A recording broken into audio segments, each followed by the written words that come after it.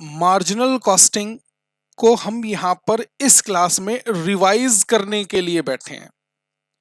Marginal costing otherwise अपने आप में एक ग्रंथ है, यानी मार्जिनल कॉस्टिंग प्रैक्टिकल लाइफ के लिए कितना यूजफुल है, इस छोटी सी वीडियो में वो आपके साथ डिस्कस नहीं किया जा सकता।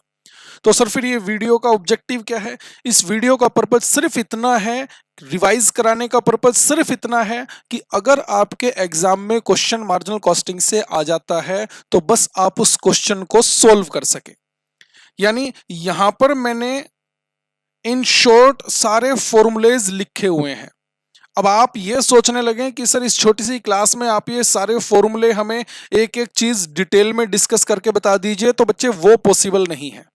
हाँ, आप मार्जिनल कॉस्टिंग के ये सभी फॉर्मूले डिटेल में समझना चाहते हैं तो आप मुझे इस वीडियो के एंड पे कमेंट कर सकते हैं।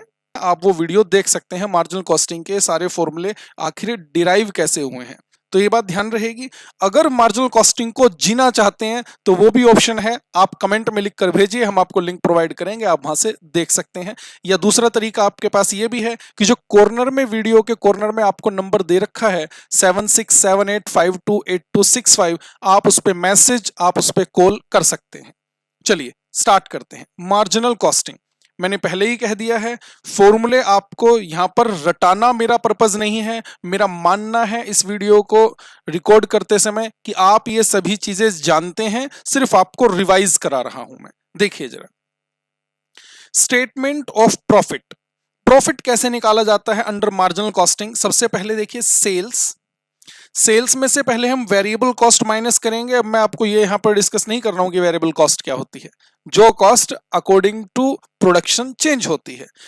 सेल्स में से वेरिएबल कॉस्ट माइनस करते हैं तो आ जाता है कंट्रीब्यूशन। कंट्रीब्यूशन में से फिक्स्ड कॉस्ट माइनस करेंगे, ये आ जाएगा प्रॉफिट। और प्रॉफिट कैसे निकाला जा सकता है? हमारी हेडिंग जो हमने ऊपर दी है वो दे रखी है प्रॉफिट, दिखाई दे रहा है आपको? तो और प्रॉफिट कैसे निकाला जा सकता है? मार्जिन ऑफ सेफ्टी अगर आपको पता हो यूनिट्स में, लेकिन ये ध्यान रखिएगा, हमेशा के लिए ध्यान रखना, जब भी बात यूनिट्स की होगी तो लिंक रहेगा कंट्रीब्यूशन पर यूनिट से, और जब भी बात रुपीज में होगी तो लिंक रहेगा प्रॉफिट वॉल्यूम रेशियो से। ये लिंक आपको पता होना चाहिए। क्या कहा मैंने?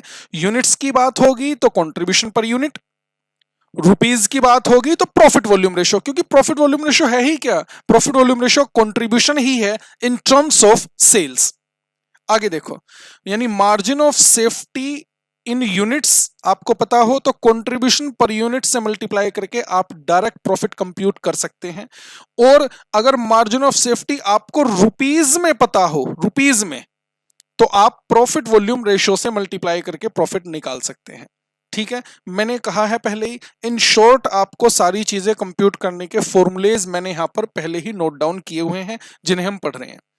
कंट्रीब्यूशन पर यूनिट, प्रॉफिट निकालने का तरीका आपको समझ आ गया। कंट्रीब्यूशन पर यूनिट कैसे निकाला जा सकता है? देखें, contribution per unit, selling price per unit minus variable cost per unit. Sir ये क्या मजाक कर रहे हो आप हमारे साथ? ये तो हमें पहले ही पता है, ऑब्वियस सी बात है। सेलिंग प्राइस में से वेरिएबल कॉस्ट माइनस करेंगे, कंट्रीब्यूशन पर यूनिट आ जाएगा। और दूसरा तरीका भी है कंट्रीब्यूशन पर यूनिट निकालने का, वो क्या है? Change in profit upon change in sales, change in units. अच्छा, ये जो यूनिट्स है ये सेल्स वाली यूनिट्स हैं। Change in profit upon change in sales units, तो ये हम सेल्स यूनिट्स की बात करते हैं यहां पर, रुपीज में नहीं, यूनिट्स में। और एक और तरीका है कंट्रीब्यूशन पर यूनिट निकालने का, प्रॉफिट को आप मार्जिन ऑफ सेफ्टी की यूनिट्स से डिवाइड कर दीजिए। सर ये तो हमें पहले नहीं पढ़ा, ये तो हमने पहले नहीं पढ़ा। बेटे अलग से कोई फॉर्मूला नहीं है, आप देखो जरा ऊपर, अभी कुछ देर पहले यहां पर देखिए, ये प्रॉफिट निकालने का तरीका हमने डिस्कस किया आपके साथ। ये कैसे निकाला हमने? मार्जिन ऑफ सेफ्टी यूनिट्स में हो तो हमने कहा कंट्रीब्यूशन पर यूनिट से मल्टीप्लाई कर दो। एक बात बताओ, इसी इक्वेशन से अगर मैं कंट्रीब्यूशन पर यूनिट निकालना चाहूं तो ये इधर डिवाइड में नहीं आ जाएगा? वही तो मैंने यहां पर लिख दिया है। यानी प्रॉफिट को अगर मार्जिन ऑफ सेफ्टी यूनिट से डिवाइड कर दिया जाए तो भी कंट्रीब्यूशन पर यूनिट आ जाता है। अच्छा, अगर सेलिंग प्राइस को प्रॉफिट वॉल्यूम रेशियो से मल्टीप्लाई कर दिया जाए तो भी कंट्रीब्यूशन पर यूनिट आ जाता है। सर ये तो आपने नहीं लिखा है यहां पर। बेटा वो हमने नीचे डिस्कस किया है, देखो प्रॉफिट वॉल्यूम रेशियो डिस्कस करते समय। प्रॉफिट वॉल्यूम रेशियो कैसे निकलती है? कंट्रीब्यूशन अपॉन सेल्स इनटू 100, ये आपको पता है। एक बात बताओ, ये इक्वेशन आपके सामने है, profit volume ratio is equal to contribution upon sales into 100। तो यहां से अगर मुझे इस इक्वेशन से ये कंट्रीब्यूशन निकालना हो तो कंट्रीब्यूशन कैसे निकलेगा? Contribution equal to selling price, और ये सेल्स इधर अगर मैं मल्टीप्लाई कर दूं इनटू प्रॉफिट वॉल्यूम रेशियो। अब ये आपको अलग से लिख कर देने की जरूरत है क्या? जब आपको ये पता है कि प्रॉफिट वॉल्यूम रेशियो क्या है, प्रॉफिट वॉल्यूम रेशियो है कंट्रीब्यूशन अपॉन सेल्स इनटू 100, तो कंट्रीब्यूशन पर यूनिट और कैसे निकल सकता है? Selling price into profit volume ratio. ये भी हम यहां पर लिखना चाहते तो लिख सकते थे, लेकिन मैंने पहले ही कहा आप इसे, मैं आपको रटा नहीं रहा हूं, आपको सिर्फ रिवाइज करा रहा हूं। आगे देखें, और कैसे निकाल सकते हैं profit volume ratio? Change in profit upon change in sales. अब ये जो सेल्स की बात हो रही है ये रुपीज में हो रही है। जब मैंने कंट्रीब्यूशन पर यूनिट निकालने की बात की तो मैंने कहा change in profit upon change in sales units, तब सेल्स को हम यूनिट्स में लेकर बात कर रहे थे। लेकिन जब मैंने यहां पर प्रॉफिट वॉल्यूम रेशियो की बात की तो मैं कह रहा हूं change in profit upon change in sales in rupees. अब हम रुपीज में बात कर रहे हैं। और भी प्रॉफिट वॉल्यूम रेशियो निकाली जा सकती है। कैसे? 100 में से वेरिएबल कॉस्ट रेशियो माइनस कर दो, मतलब वेरिएबल कॉस्ट रेशियो और प्रॉफिट वॉल्यूम रेशियो का टोटल 100 होता है। वेरिएबल कॉस्ट रेशियो और प्रॉफिट वॉल्यूम रेशियो का टोटल अगर 100 होता है तो इनमें से कोई भी एक रेशियो हमें पता है तो दूसरी निकल जाएगी ना 100 में से माइनस करके। वही मैंने यहां पर लिखा है। और एक और तरीका हमने यहां पर लिखा प्रॉफिट वॉल्यूम रेशियो निकालने का, profit divided bye margin of safety in rupees into 100। Sir ये कहां से फॉर्मूला आया? ये तो हमने नहीं पढ़ा था। आप ऊपर देखिए, यहां पर हमने प्रॉफिट निकालने की बात की थी। सबसे लास्ट वाले मेथड में देखो हमने क्या कहा था, margin of safety in rupees into profit volume ratio. अगर यहीं से प्रॉफिट वॉल्यूम रेशियो निकालनी हो तो ये मार्जिन ऑफ सेफ्टी इधर डिवाइड में आ जाएगी, प्रॉफिट को डिवाइड कर दो मार्जिन ऑफ सेफ्टी से। वही हमने यहां पर किया है, profit divided bye margin of safety in rupees into 100। Profit volume ratio निकालने के हमने यहां पर कुछ तरीके डिस्कस कर लिए हैं। प्रॉफिट वॉल्यूम रेशियो निकल जाएगी इस तरह से। अब देखें आगे, break even point. Break even point units में भी निकल सकता है, रुपीज में भी निकल सकता है। कैसे निकालेंगे? ब्रेक इवन पॉइंट निकालने के लिए, यूनिट्स में निकालने के लिए आपको फिक्स्ड कॉस्ट को डिवाइड करना पड़ेगा कंट्रीब्यूशन पर यूनिट से, और break even sales in rupees निकालने के लिए आपको फिक्स्ड कॉस्ट को डिवाइड करना पड़ेगा प्रॉफिट वॉल्यूम रेशियो से। और अभी कुछ देर पहले मैंने आपसे बात की कि जब भी बात यूनिट्स की होगी लिंक रहेगा कंट्रीब्यूशन पर यूनिट से, और जब भी बात रुपीज में होगी लिंक रहेगा प्रॉफिट वॉल्यूम रेशियो से। ध्यान रहेगी ये बात। ये ब्रेक इवन पॉइंट निकालने के दो फॉर्मूले मैंने यहां पर आपके सामने लिख दिए हैं। और देखें, sales to earn desired profit. आपको कोई प्रॉफिट अर्न करना है और वो प्रॉफिट कितना अर्न करना है ये क्वेश्चन में दे रखा है। तो उस प्रॉफिट को अर्न करने के लिए रिक्वायर्ड सेल्स कितनी होगी वो निकालने का तरीका हमने यहां पर लिखा है। अगर यूनिट्स में वो सेल निकालनी है तो देखो, units to be sold to earn desired profit. कैसे? Fixed cost plus desired profit ऊपर लीजिए और इसे डिवाइड कर दीजिए कंट्रीब्यूशन पर यूनिट से।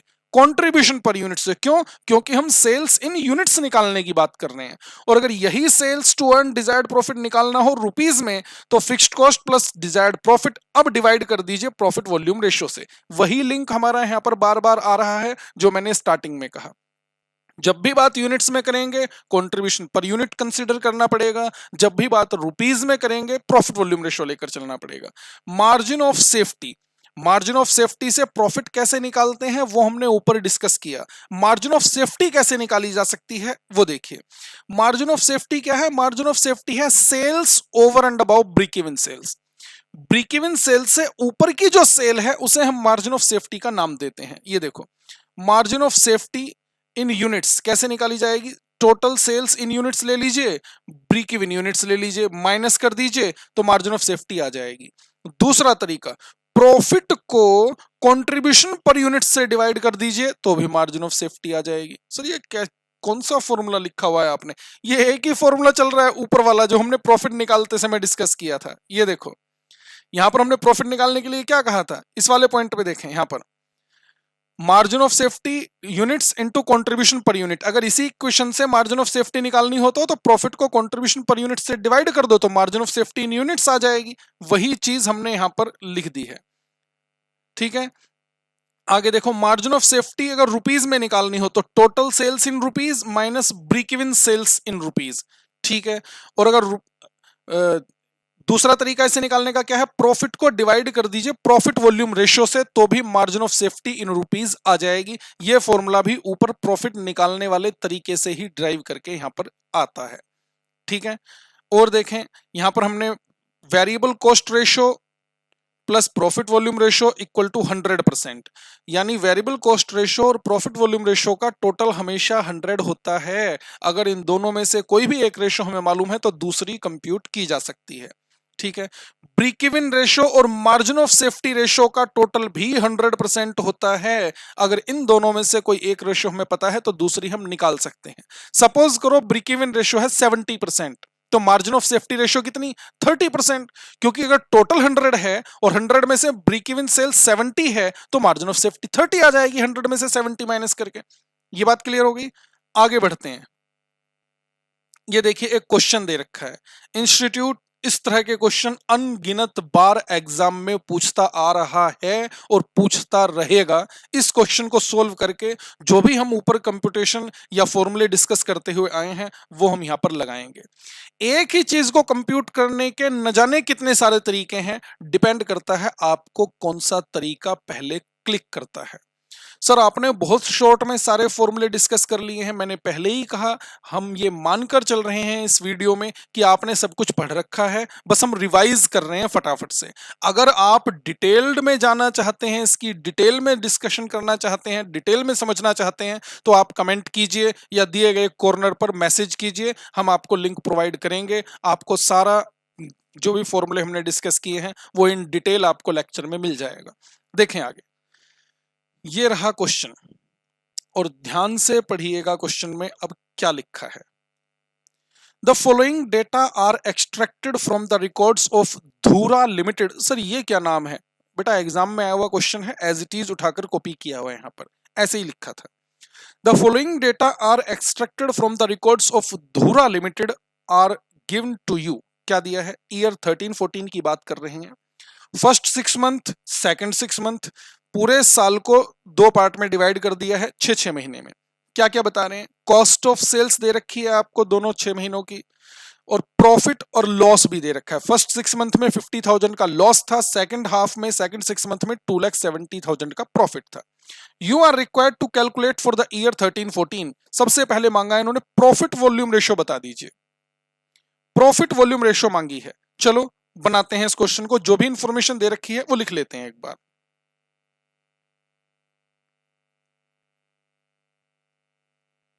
सॉल्यूशन,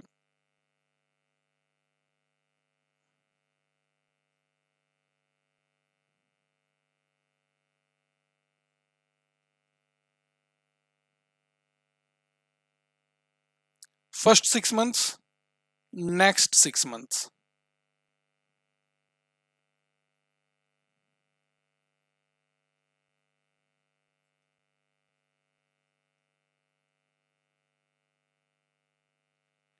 कॉस्ट ऑफ सेल्स, एक तो ये दिया था,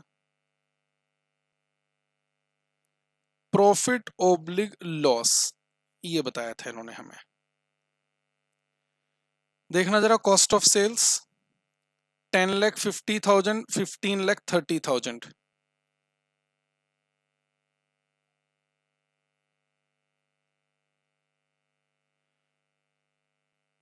10,50,000, 1050 था ना, और 15,30,000,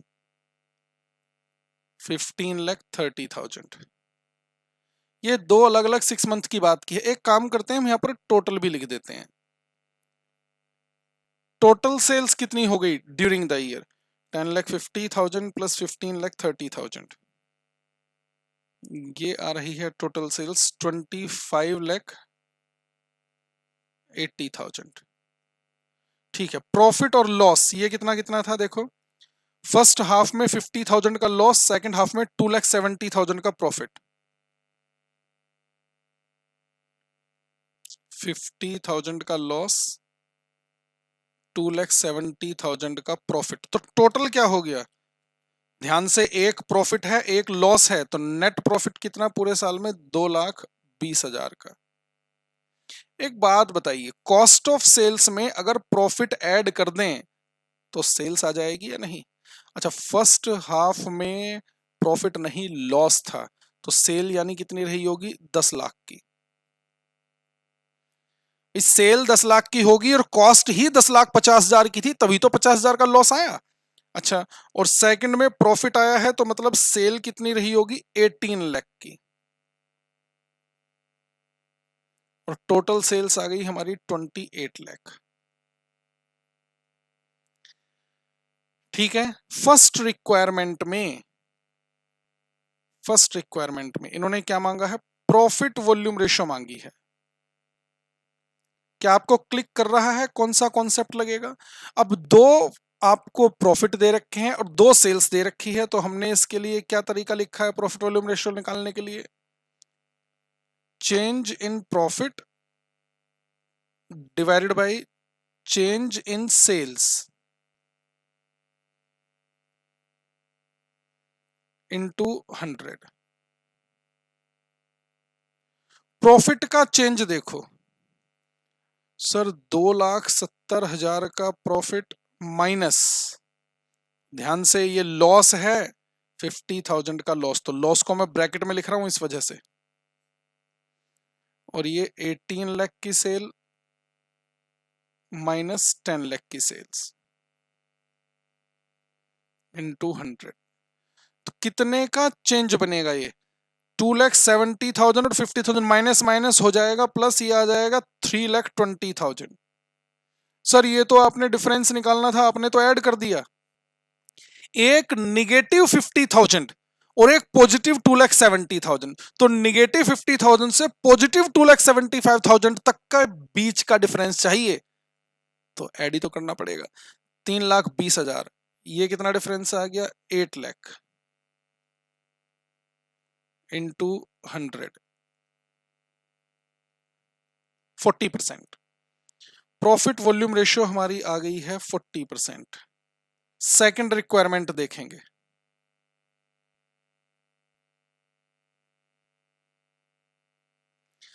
फर्स्ट रिक्वायरमेंट हो गई, सेकंड रिक्वायरमेंट में कहते हैं फिक्स्ड कॉस्ट बताइए। देखना, फिक्स्ड कॉस्ट मांग रहे हैं। अब मैं फिक्स्ड कॉस्ट कैसे निकाल सकता हूं, जरा ध्यान देना।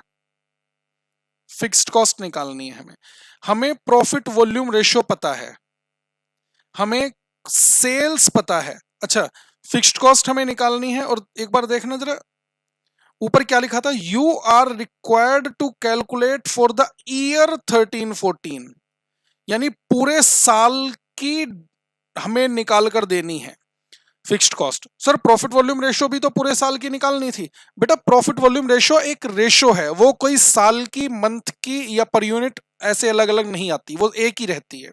फिक्स्ड कॉस्ट अब ये 6 महीने की अलग होगी और साल की अलग होगी, तो मुझे पूरे साल की फिक्स्ड कॉस्ट निकाल कर देनी है। कैसे निकालूंगा, ध्यान दो।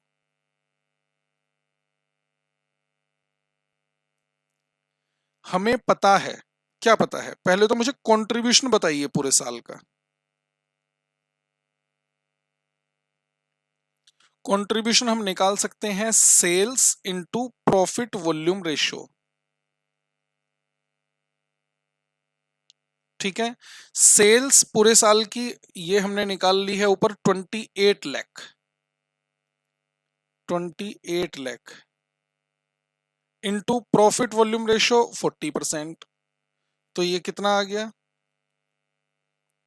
11,20,000। ये आ गया कंट्रीब्यूशन। प्रॉफिट पूरे साल का कितना है वो भी हमने ऊपर निकाल लिया था। देखो प्रॉफिट की फिगर कहाँ है? प्रॉफिट ये रहा, और सेल्स ये हमने लिखी है। प्रॉफिट है 2,20,000 का, ये लीजिए प्रॉफिट 2,20,000। हमें फिक्स्ड कॉस्ट बतानी है, तो हमें पता तो है प्रॉफिट कैसे निकलता है, contribution minus fixed cost. Profit है 2,20,000 का पूरे साल का, कंट्रीब्यूशन है 11,20,000 का, माइनस फिक्स्ड कॉस्ट। ये फिक्स्ड कॉस्ट इधर माइनस की है, इधर ले आते हैं, ये प्लस की हो जाएगी। Fixed cost is equal to 11,20,000 minus 2,20,000 और ये फिक्स्ड कॉस्ट हमारी आ गई ₹9 लाख। ये लो, सेकंड रिक्वायरमेंट भी हमने बना ली। समझ आ रहा है? रिवाइज करते जा रहे हैं हम सारे कॉन्सेप्ट। थर्ड रिक्वायरमेंट पढ़िए क्या है थर्ड पॉइंट में। कहते हैं ब्रेक इवन पॉइंट बता दो। फिक्स्ड कॉस्ट पता है, प्रॉफिट वॉल्यूम रेशो पता है, तो ब्रेक इवन पॉइंट में रखा ही क्या है? ये लो, ब्रेक इवन सेल्स। अब रुपीज में ही निकालनी पड़ेगी क्योंकि प्रॉफिट वॉल्यूम रेशो है, कंट्रीब्यूशन पर यूनिट तो हमारे पास है नहीं। कैसे निकलती है break even sales? Fixed cost divided by profit volume ratio. Fixed cost अभी अभी हमने निकाली पूरे साल की 9 lakh, divide by profit volume ratio first requirement में निकाली थी 40%, ₹22,50,000। ये लीजिए। नेक्स्ट रिक्वायरमेंट देखिए, the amount of profit where sales are 25 lakh. कह रहे हैं प्रॉफिट बताओ अगर सेल 25 लाख की हो। इसमें क्या है, सेल दे रखी है, प्रॉफिट मांग रहे हैं। कितनी सेल्स दे रखी है? 25 लाख और प्रॉफिट इन्होंने मांगा है हमसे। तो पहले तो 25 लाख की अगर सेल होगी तो कंट्रीब्यूशन कितना होगा? 25 लाख की sales into profit volume ratio 40%, कितना आ जाएगा?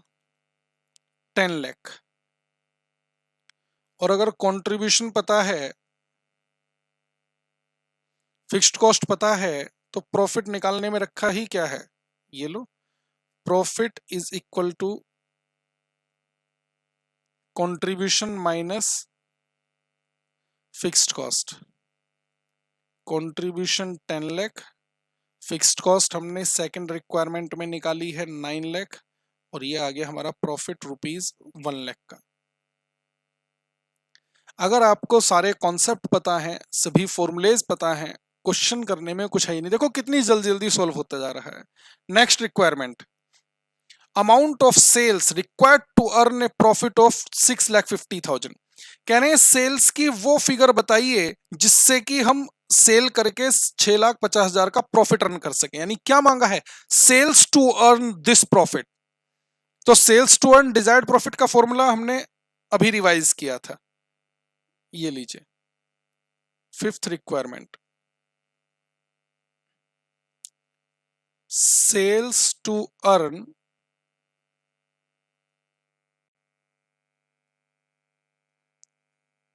desired profit is equal to fixed cost plus desired profit divided by profit volume ratio। Fixed cost हमने निकाल रखी है 9 लाख, प्रॉफिट कितना अर्न करने के लिए कहा है इन्होंने? 6,50,000 divided by profit volume ratio 40% is equal to rupees. Direct compute करके बता दो।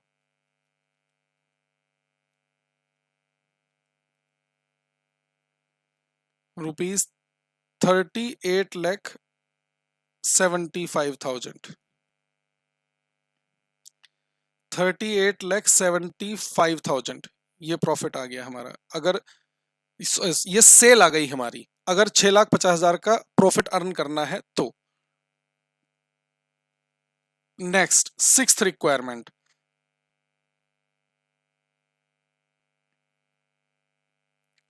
सिक्स्थ रिक्वायरमेंट में क्या कहते हैं? Amount of sales required to earn a profit of 25% on cost. अब ये नई कहानी बना दी इन्होंने। इस कंप्यूटेशन को करने के लिए मैंने क्वेश्चन आपको रिवीजन क्लास में करा रहा हूं। कह रहे हैं अगर कॉस्ट पर 25% का प्रॉफिट अर्न करना हो, किस पर? अगर कॉस्ट पर 25% का प्रॉफिट अर्न करना हो तो कितनी सेल करनी पड़ेगी वो बताओ। कॉस्ट पर 25% का प्रॉफिट अर्न करना है, ये ध्यान रखना। चलो देखते हैं।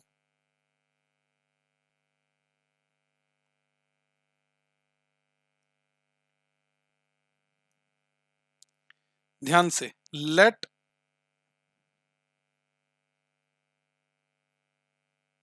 Required sales is equal to, बहुत सारे तरीके हैं इसे निकालने के, जैसा आपको समझ आए, जैसा आपके माइंड में क्लिक करे आप वैसे निकाल सकते हैं।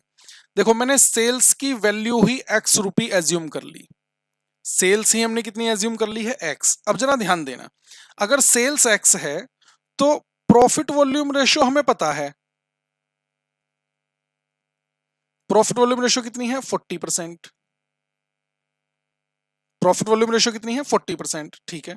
कंट्रीब्यूशन कितना होगा, कंट्रीब्यूशन होगा सर सेल्स x है तो ये 40% यानी आ गया 0.4x, ये क्या है कंट्रीब्यूशन। चलो वेरिएबल कॉस्ट रेशियो कितनी होगी, मैंने वेरिएबल कॉस्ट रेशियो कहा, sir variable cost ratio 100 minus profit volume ratio that is 60%। तो वेरिएबल कॉस्ट कितनी होगी, सर सेल्स x है तो वेरिएबल कॉस्ट रेशियो 60% है तो x का 60% ही आ जाएगी 0.6x। फिक्स्ड कॉस्ट कितनी है, फिक्स तो फिक्स्ड है, इज इक्वल टू ₹9 लाख। कुछ टर्म्स मैंने यहां पर एक एक करके लिख दी हैं। अब इन्होंने कहा है प्रॉफिट कितना चाहिए, इन्होंने कहा प्रॉफिट चाहिए कॉस्ट का कितने परसेंट, 25%, कॉस्ट का 25% प्रॉफिट चाहिए। ये लो टोटल कॉस्ट, अब टोटल कॉस्ट में क्या आना है, variable cost plus fixed cost, तो variable cost 0.6x plus 9 lakh, ठीक है जी। ये हमारी आ गई टोटल कॉस्ट। बहुत सिंपल तरीके से करा रहा हूं मैं आपको। प्रॉफिट इन्होंने कहा है कॉस्ट का 25%, तो टोटल कॉस्ट का 25%, टोटल कॉस्ट हमने ऊपर लिखी है 0.6x plus 9 lakh.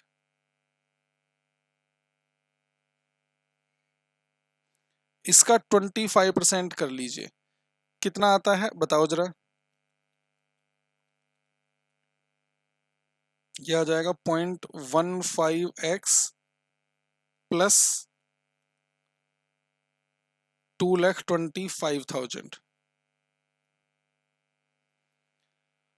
0.15x plus 2,25,000। अब आप मुझे बताइए, सोचकर बताइए कैसे, क्या profit is equal to sales minus total cost निकल सकता है क्या, profit equal to sales minus total cost कह रहा हूं मैं, तो से प्रॉफिट ये रहा, यानी 0.15x plus 2,25,000 is equal to sales, sales तो हमने क्वेश्चन में ही एज्यूम की हुई है, x एज्यूम कर रखी है, minus total cost, total cost ये रही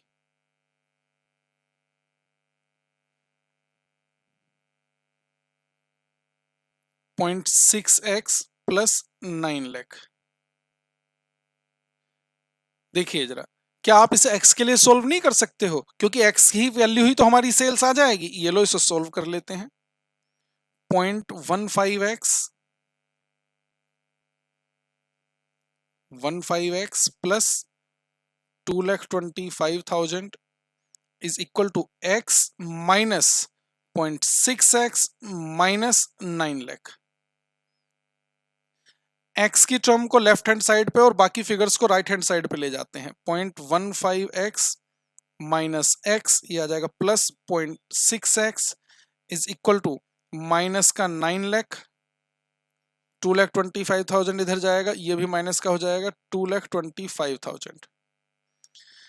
ये 0.15 -1 प्लस 0.6, ये आ गया माइनस का 0.25x इज इक्वल टू, और ये दोनों ही चीजें माइनस की हैं तो ये माइनस का 9 लाख और माइनस का 2,25,000 कितना हो जाएगा, -11,25,000। ठीक है, माइनस से माइनस कैंसिल हो गया, यहाँ पर x की वैल्यू निकाल दो और यही हमारी सेल्स वैल्यू आ गई। x is equal to 11,25,000 divided by 0.25 is equal to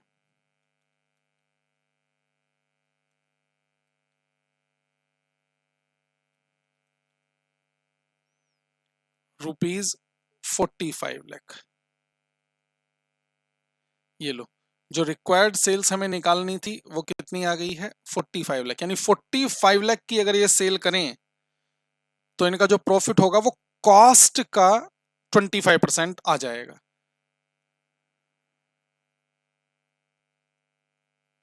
required sales is equal to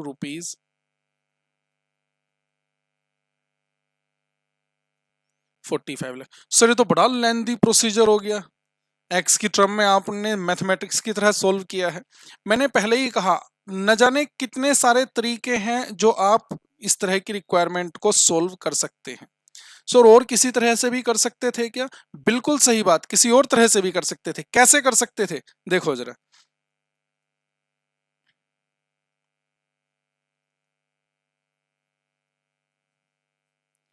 alternatively, ध्यान से सुनना, ध्यान से सुनना।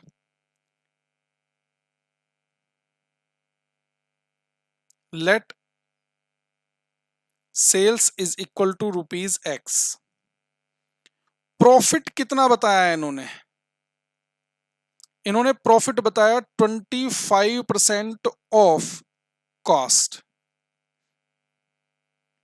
ध्यान से समझ लेना, 25% ऑफ कॉस्ट। अगर कॉस्ट का 25% है तो सेल्स का कितना, क्या निकालना जानते हो क्या आप? ये लो मैं बता देता हूं, देखिए जरा ध्यान से। कॉस्ट प्लस प्रॉफिट,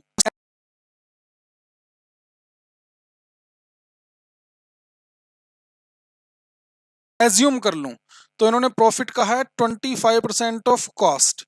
तो कॉस्ट यानी 100 का 25% 25 ही रहेगा, तो सेल कितनी हो जाएगी, 125। ये बात समझ आई? अच्छा अब आप मुझे बताइए कि ये प्रॉफिट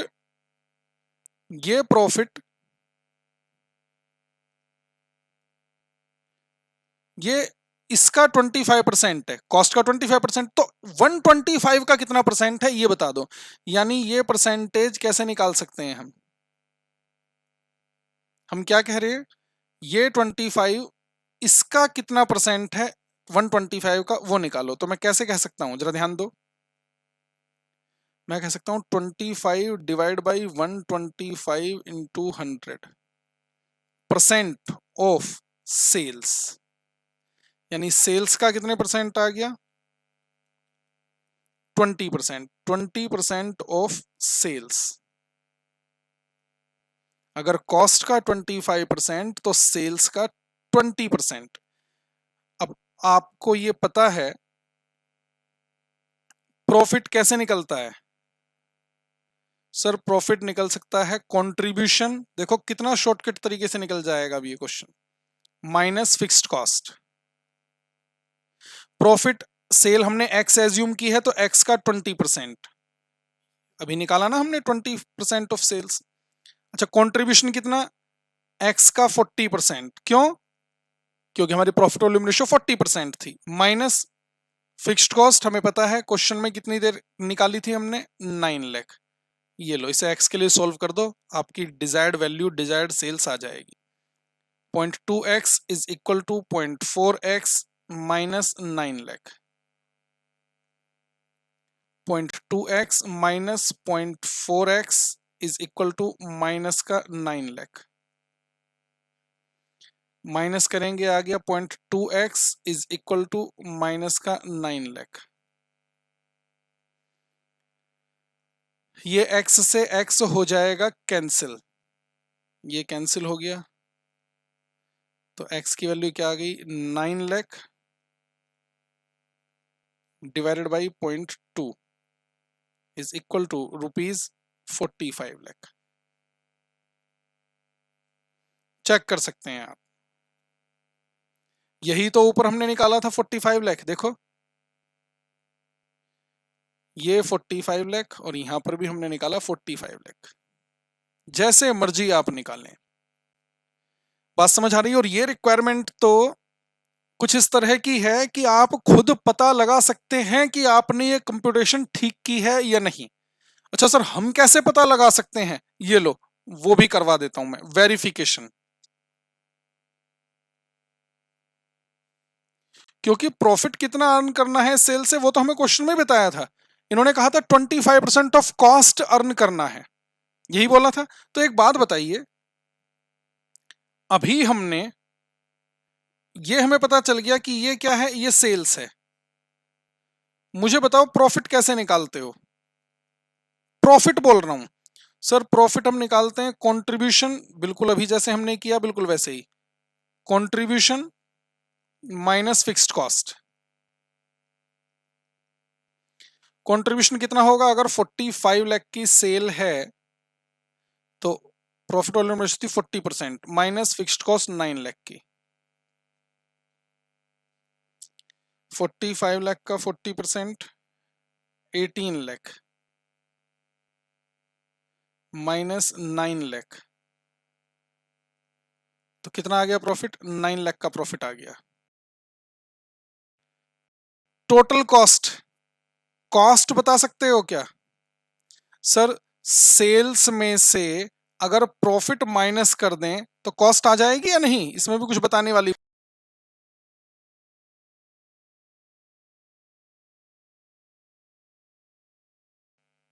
तो कॉस्ट कितनी आ गई? ₹36 लाख। इन्होंने हमें क्वेश्चन में कहा था इस तरह की सेल निकाल कर बताइए कि हमारा प्रॉफिट कॉस्ट का 25% हो। एक बात बताओ, ये रही आपकी कॉस्ट और ये रहा आपका प्रॉफिट। आप चेक करके बताओ, इस 36 लाख का 25% निकालो, प्रॉफिट यही आ रहा है कि नहीं? 36 लाख की कॉस्ट थी, इसका 25% प्रॉफिट चाहिए था, तो 9 लाख ही तो है। तो देखो 9 लाख ही आ रहा है ना, इसका मतलब हमने जो 45 लाख की सेल्स निकाली है ये बिल्कुल करेक्ट आंसर है। समझ आया आपको क्वेश्चन? आगे बढ़ें फिर, नेक्स्ट कॉन्सेप्ट डिस्कस करें। चलिए आगे चलते हैं।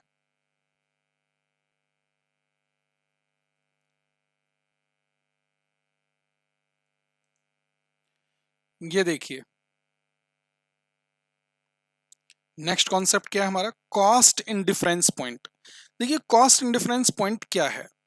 जब आपके सामने दो ऑप्शंस हैं और दो ऑप्शन में आप कहते हैं सर कोई भी चूज कर लो, कोई फर्क नहीं पड़ता, तो उस लेवल को हम कहते हैं इनडिफरेंस हो जाना। यानी दोनों में किसी डिफरेंस का ना रह जाना हम कहते हैं इनडिफरेंस पॉइंट। यानी आप ये समझें कि आपके सामने दो ऑप्शन है, दो मशीनें आपने एक मशीन परचेज करनी है और आपके सामने दो मशीनें हैं, तो दोनों में से कौन सी परचेज करें? तो डिपेंड करेगा कि आप कितनी यूनिट बनाना चाहते हैं। वो नंबर ऑफ यूनिट्स कंप्यूट करना जिससे दोनों मशीनों की टोटल कॉस्ट इक्वल आ जाए। ध्यान से सुना आपने मैंने क्या कहा? वो नंबर ऑफ यूनिट्स कंप्यूट करना जिससे दोनों मशीनों की कॉस्ट इक्वल आ जाए, उन यूनिट्स को, उस लेवल ऑफ आउटपुट को हम नाम देते हैं कॉस्ट एंड डिफरेंस पॉइंट। और ये कॉस्ट एंड डिफरेंस पॉइंट कैसे निकाला जा सकता है वो ये देखिए, ये लिखा हुआ cost indifference point is equal to change in fixed cost, दोनों मशीनों की फिक्स्ड कॉस्ट का डिफरेंस ऊपर ले लीजिए, divide by change in variable cost per unit, और वेरिएबल कॉस्ट पर यूनिट के डिफरेंस से डिवाइड कर दीजिए, आपका कॉस्ट एंड डिफरेंस पॉइंट आ जाएगा। एक एग्जांपल हमने यहां पर लिखा हुआ है, वो डिस्कस करते हैं। देखें, X limited wants to replace one of its old machines. X limited अपनी पुरानी मशीन में से कोई मशीन रिप्लेस करना चाहती है, ठीक है। The alternative machines, namely M1, M2 and M3 are under its consideration. तीन मशीनें हैं जो जिनमें से इन्हें एक मशीन चूज करनी है। The cost associated with these machines are as follows, और तीनों मशीनों से रिलेटेड कॉस्ट इन्होंने आपको नीचे दे रखी है, ध्यान से पढ़ें। M1, M2, M3, direct material cost per unit, direct labor cost per unit, variable overhead per unit and fixed cost per annum। देखा, वेरिएबल कॉस्ट आपको पर यूनिट दे रखी है, फिक्स्ड कॉस्ट आपको टोटलिटी पर एनम में दे रखी है। You are required to compute the cost indifference points for these alternatives. ये जो ऑल्टरनेटिव्स आपको ऊपर दे रखे हैं, इनके लिए कॉस्ट इन डिफरेंस पॉइंट निकालें, ठीक है। Based on these points suggest a most economical alternative machine to replace the old one when the expected level of annual production is 1200 units। अगर कंपनी को 1200 यूनिट्स प्रोड्यूस करनी हो during the year, एक साल में, तो कौन सी मशीन उनके लिए सबसे बेस्ट मशीन होगी, वो भी आपने बताना है in cost indifference point के बेसिस पर। तो पहले तो कॉस्ट एंड डिफरेंस पॉइंट निकालते हैं, देखें।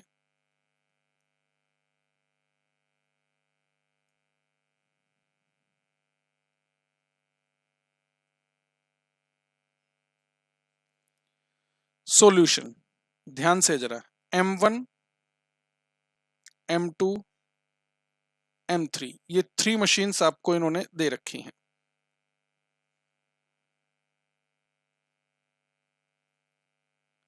Direct material cost per unit देखना, 50, 100, 150।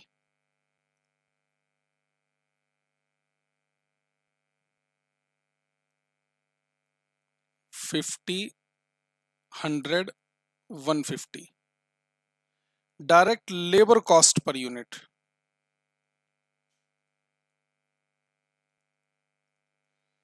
Direct labour cost per unit 40, 70, 200। 40, 70, 200। और क्या था, वेरिएबल ओवरहेड्स पर यूनिट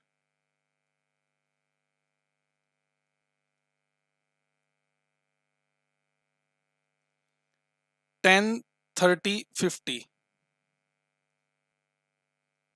10, 30, 50।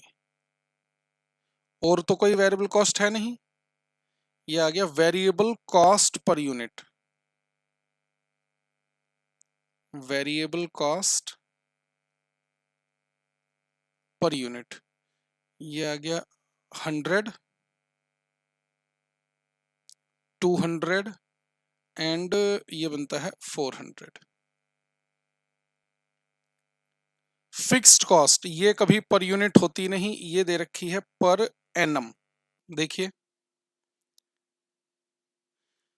2,50,000, 1,50,000, 70,000।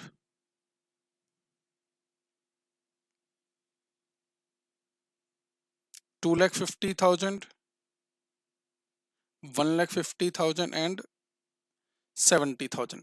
हमसे इन्होंने कहा कॉस्ट एंड डिफरेंस पॉइंट निकालिए।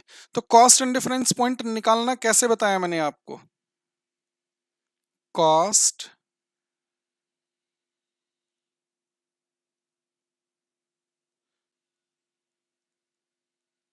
In difference point is equal to change in fixed cost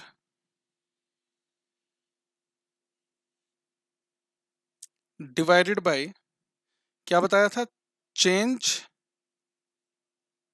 in variable cost per unit.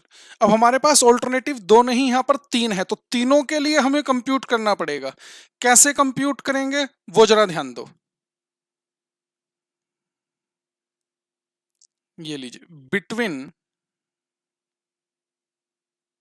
In difference point की बात कर रहे हैं, M1 and M2, M1 and M2 के बीच का कॉस्ट एंड डिफरेंस पॉइंट, तो change in fixed cost कितना है,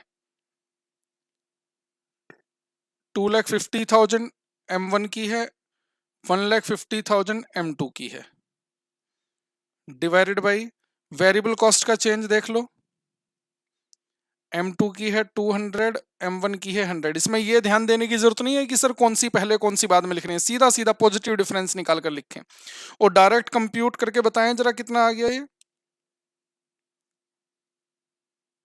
1000 यूनिट्स, 1000 यूनिट्स। सेम इसी तरह between M2 and M3, M2 और M3 की फिक्स्ड कॉस्ट का difference 1,50,000 minus 70,000 divided by 400 minus 200 is equal to 400 units.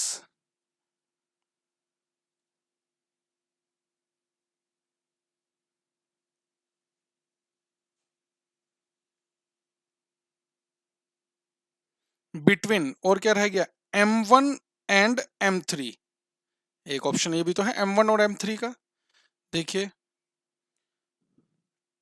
2,50,000 सभी ऑल्टरनेटिव के बीच निकालना है ना हमने indifference point, minus 70,000 divided by 400 minus 100, ये कितना आ गया 600 यूनिट। एक तो इन्होंने इंडिफरेंस पॉइंट मांगा था और फिर कहा था कि इन कॉस्ट इंडिफरेंस पॉइंट के बेसिस पर आपने बताना है कि अगर कंपनी को पूरे साल में 1200 यूनिट बनानी होती हैं तो कौन सी मशीन बेस्ट होगी। देखिए इसके लिए हम क्या करते हैं, इसके लिए बनाते हैं हम एक statement of range, statement of range.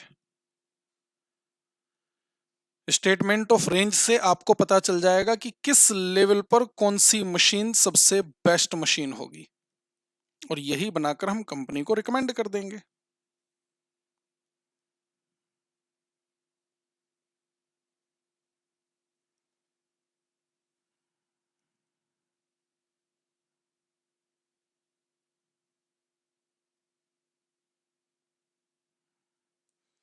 देखिए स्टेटमेंट ऑफ रेंज बनाना, क्या कहूं, आसान काम नहीं लगता है स्टूडेंट्स को। मैं यहां पर शॉर्ट में ही बनवाऊंगा क्योंकि हम तो रिवीजन करा रहे हैं। आसान काम स्टूडेंट को लगता नहीं है। वीडियो डाल रखी है मैंने, आप हमारे चैनल पर जाकर देख सकते हैं। उस वीडियो की हेडिंग ही कॉस्ट एंड डिफरेंस पॉइंट के नाम से है, यानी वो वीडियो ही सिर्फ कॉस्ट एंड डिफरेंस पॉइंट पर है।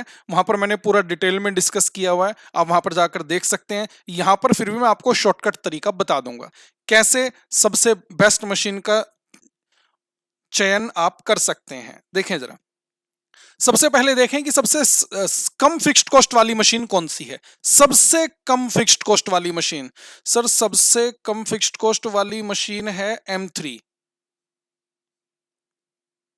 M3 से ऊपर बढ़ो, अब इससे ज्यादा फिक्स्ड कॉस्ट वाली, सर इससे ज्यादा फिक्स्ड कॉस्ट है अब 1,50,000। मैं फिक्स्ड कॉस्ट का सीक्वेंस देख रहा हूं और यही मैं आपको बता रहा हूं कि तरीका मैं आपको बता दूंगा। डिटेल्ड कॉन्सेप्ट जानना है तो आप दूसरी वीडियो में जाकर देख सकते हैं। हमारे चैनल का नाम है CA राजीव भार्गव, उस पर जाकर आप चैनल पर देख सकते हैं। अगर अदरवाइज आप इसी वीडियो के कमेंट में लिख दीजिएगा, मैं आपको लिंक सेंड कर दूंगा, कोई दिक्कत नहीं है। देखो जरा, 70,000 सबसे कम फिक्स्ड कॉस्ट वाली मशीन है, तो सबसे पहले यही लिखेंगे हम M3। सबसे पहले सबसे कम फिक्स्ड कॉस्ट वाली मशीन M3। अच्छा, इसके बाद इससे ज्यादा फिक्स्ड कॉस्ट किसकी है, M2 की है। सर इससे ज्यादा फिक्स्ड कॉस्ट किसकी है, M2 की। तो इन दोनों का कॉस्ट डिफरेंस पॉइंट देखो जरा, यानी M3 और M2 का कॉस्ट डिफरेंस पॉइंट की बात कर रहा हूं। सर M2 और M3 का कॉस्ट डिफरेंस पॉइंट ये रहा 400 यूनिट्स। देखो जरा मैं क्या लिखूंगा, यहां पर मैं लिखूंगा बिलो 400 यूनिट्स, यानी 400 यूनिट से कम लेनी है तो M3 बेस्ट है। ठीक है, कम बनानी है तो, अगर एग्जैक्टली 400 बनानी है तो M3 ओब्लिग M2। सर M2 कैसे लिया, मैंने बताया ना, M3 से ज्यादा फिक्स्ड कॉस्ट किसकी है, M2 की। ठीक है, अब हम क्या करेंगे, अबाव या अबाव ना लिखकर 400 तक तो हमने ऊपर कवर कर ही लिया है। हम यहां पर लिखेंगे 401, तो अबाउ ही हो जाएगा ना, 401 2। अब देखो जरा, M2 से ज्यादा फिक्स्ड कॉस्ट वाली मशीन कौन सी है सर? इससे ज्यादा फिक्स्ड कॉस्ट वाली मशीन है फिर M1। तो इन दोनों का डिफरेंस पॉइंट बताइए, M1 और M2 का डिफरेंस पॉइंट। सर हमने निकाला था 1000, 1000, तो 1000 तक अब ये मशीन बेस्ट रहेगी, तो मैं यहां पर लिखूंगा 999। मुझे 1000 तक ये वाली मशीन बेस्ट रहेगी M2। और जब मैं यहां पर लिखूंगा 1000, क्योंकि 1000 M2 और M1 का कॉस्ट डिफरेंस पॉइंट था। देखो ये कवर कर दिया हमने। अच्छा, अब हम यहां पर लिखेंगे अबव 1000, अगर 1000 से भी ज्यादा बनानी है तो अब M1 बन गया हमारा स्टेटमेंट ऑफ रेंज। आपको समझ आया मैंने कैसे बताया आपसे? मैंने कहा पहले सबसे कम फिक्स्ड कॉस्ट वाली मशीन देखो, वो सबसे कम यूनिट के लिए बेस्ट होगी, फिर उससे ज्यादा फिक्स्ड कॉस्ट वाली मशीन उससे ज्यादा के लिए, फिर उससे ज्यादा फिक्स्ड कॉस्ट वाली मशीन उससे ज्यादा यूनिट्स के लिए। और ये हम कैसे बता पा रहे हैं यूनिट्स? ये हमने कॉस्ट एंड डिफरेंस पॉइंट से देखकर लिखी हैं। अच्छा सर, ये वाला इंडिफरेंस पॉइंट तो आपने लिया ही नहीं, ये 600 तो हमने लिया ही नहीं, और ये क्यों नहीं लिया, ये भी बता दो सर। देखिए हमेशा अगर 3 मशीनें हैं तो एक कॉस्ट एंड डिफरेंस पॉइंट बेकार हो जाएगा। आप उसे कैसे पहचानेंगे बेकार हो जाएगा? आपने फिक्स्ड कॉस्ट का सीक्वेंस देखना है। सर 70,000 से महंगी थी, फिर 1,50,000, और फिर इससे महंगी थी 2,50,000। आप जहां सीधा 70,000 से यहां पर आएंगे 2,50,000 पर, यानी इन दोनों मशीनों का ही कॉस्ट एंड डिफरेंस पॉइंट बेकार होगा। सबसे कम वाली M3, तो सबसे पहले हमारा यहां पर M3 आएगा, इससे महंगी फिर M2 थी, फिर हमारा M2 आएगा, और सबसे महंगी M1 थी, फिर हमारा M1 आएगा। अब इस स्टेटमेंट से देखकर क्या आप बता सकते हैं कि अगर कंपनी को 1200 यूनिट्स पर एनम बनानी पड़ती हो तो कौन सी मशीन बेस्ट होगी? तो रेंज में देख लीजिए, 1200 इस रेंज में कवर होगा। कौन सी मशीन बेस्ट है? M1 बेस्ट है, इसे रिकमेंड कर देंगे।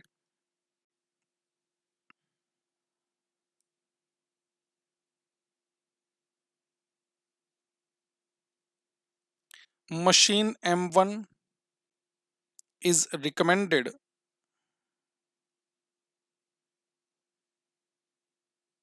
to produce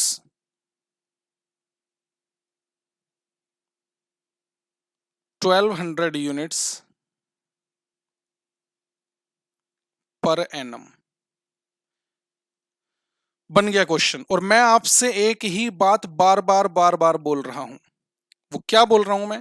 ये हम रिवीजन कर रहे हैं, आपको क्वेश्चन करने का तरीका मैं बता रहा हूं, रिवाइज करा रहा हूं। डिटेल कॉन्सेप्ट जानना है वो हमारा सिलेबस अलग है, यूट्यूब पर भी उसकी कुछ वीडियोस हमने अपलोड की हुई हैं। पूरा सिलेबस आपने परचेज करना है तो आप हमें कांटेक्ट कर सकते हैं। ये बात क्लियर हो गई। ये क्वेश्चन भी हमारा बन गया। आगे बढ़ाते हैं अपने कॉन्सेप्ट को, नेक्स्ट कॉन्सेप्ट पर चलते हैं। अब देखिए नेक्स्ट कॉन्सेप्ट क्या है अब हमारा इसी चैप्टर में, अभी तो यही चैप्टर चल रहा है। ये देखो, ये कॉस्ट एंड डिफरेंस पॉइंट भी हमने डिस्कस कर लिया। नेक्स्ट कॉन्सेप्ट है हमारा ओवरऑल ब्रेक इवन पॉइंट। ध्यान से समझना अब इसको भी। देखिए ओवरऑल ब्रेक इवन पॉइंट से हमारा मतलब क्या है? एक कंपनी जब एक सिंगल टाइप ऑफ प्रोडक्ट बनाती है तो आपको पता है ब्रेक इवन पॉइंट कैसे निकाला जाता है। सर यूनिट्स में निकालना है तो fixed cost divide by contribution per unit, और अगर रुपीस में निकालना है तो fixed cost divided by profit volume ratio. लेकिन अगर एक कंपनी सेम रिसोर्सेज का यूज करते हुए एक ही फैक्ट्री के अंदर एक से ज्यादा तरह के प्रोडक्ट बनाए, जिनका सेलिंग प्राइस भी डिफरेंट हो, वेरिएबल कॉस्ट पर यूनिट भी डिफरेंट हो, बस फिक्स्ड कॉस्ट कॉमन हो, क्योंकि ऐसा तो नहीं है कि कंपनी एक फैक्ट्री के अंदर 2 तरह के प्रोडक्ट बनाएगी तो उसे फिक्स्ड कॉस्ट 2 बार पे करनी पड़ेगी, फैक्ट्री का रेंट 2 बार देना पड़ेगा, सुपरवाइजर को डबल सैलरी देनी पड़ेगी, ऐसा तो नहीं है। तो फिक्स्ड कॉस्ट कॉमन है, 2 तरह के प्रोडक्ट हैं या 2 से ज्यादा तरह के प्रोडक्ट हैं, उस केस में अब हम ब्रेक इवन पॉइंट कैसे निकालेंगे? Fixed cost divide by contribution per unit करेंगे तो सही, लेकिन कंट्रीब्यूशन कौन से प्रोडक्ट का, क्योंकि दोनों ही प्रोडक्ट से मिलने वाला contribution per unit different amount का होगा। तो अब इस केस में हम ब्रेक इवन पॉइंट कैसे निकालें, वो हमें यहां पर डिस्कस करना है। यानी जब एक से ज्यादा तरह के प्रोडक्ट प्रोड्यूस किए जाते हों तो उस केस में ब्रेक इवन पॉइंट कैसे निकाला जाए, उसी ब्रेक इवन पॉइंट को हम यहां पर नाम देते हैं ओवरऑल ब्रेक इवन पॉइंट, या कंपोजिट ब्रेक इवन पॉइंट, या कंबाइंड ब्रेक इवन पॉइंट, या ग्रुप ब्रेक इवन पॉइंट। आप कोई भी नाम दे सकते हैं, मैंने सब कुछ यहां पर लिखा हुआ है, आप जरा ध्यान से समझ लेना। ये देखिए जरा, ग्रुप, आप इसे ग्रुप ब्रेक इवन पॉइंट कहें, देखो बहुत सारे नाम लिखे हैं, group, combined, composite, overall break even point. Units में निकालना हो, अगर यूनिट्स में निकालना हो तो मैंने बताया था किस चीज का लिंक करेंगे, कंट्रीब्यूशन पर यूनिट का। देखना जरा, fixed cost divided by group, combined, composite, overall contribution per unit. यानी अब हमें यहां पर डिवाइड करना पड़ेगा फिक्स्ड कॉस्ट को ग्रुप कंट्रीब्यूशन पर यूनिट से। अब सर ये ग्रुप कंट्रीब्यूशन पर यूनिट क्या है, थोड़ी देर बाद आकर समझ लेंगे इस बात को भी। आगे देखो, group, combined, composite, overall break even sales, और यहां पर हम बात कर रहे हैं इन रुपीज। रुपीज में निकालना हो तो कैसे निकालेंगे, fixed cost divided by group, combined, composite, overall profit volume ratio.